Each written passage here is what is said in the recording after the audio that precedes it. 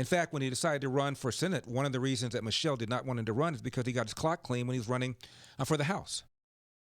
And his opponent, Bobby Rush, a former Black Panther, he's still in the House, characterized Barack Obama as elite, snob, not really black, from the mean streets of Hawaii, carpetbagger, interloper, you name it. Got hammered. Not really black enough. And now Joe Biden is using the same argument to say you should vote for me, and if you don't, you're not really black. The same thing that people like Bobby Rush said about Barack Obama, his former boss.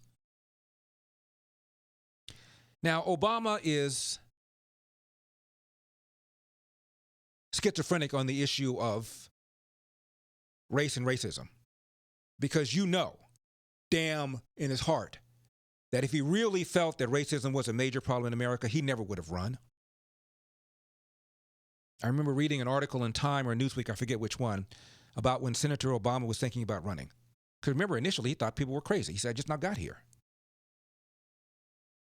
So he brought in all his advisors, Axelrod, Pluff, all of them, Valerie Jarrett, and they all sat around, they all kicked around the reasons why and why not. Nobody said the article, nobody brought up race. Nobody brought it up. So you know Obama doesn't feel this way. When he was senator, he gave a speech before historically black college, it was a black church. And he was talking about the state of race and racism.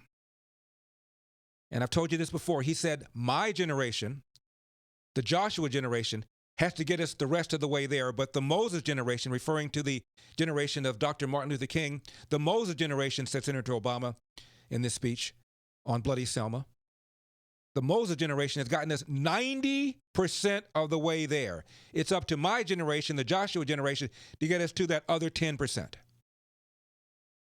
Do you think people like Sharpton, Don Lemon, Van Jones, and the rest of the cabal that you see on nightly cable, do you think they believe that we're 90% of the way there? Hell no, they don't. They still talk about all the pernicious racism, to use the expression that Eric Holder, the former AG for Obama, said. He said, we don't have any more blatant racism. We can deal with that.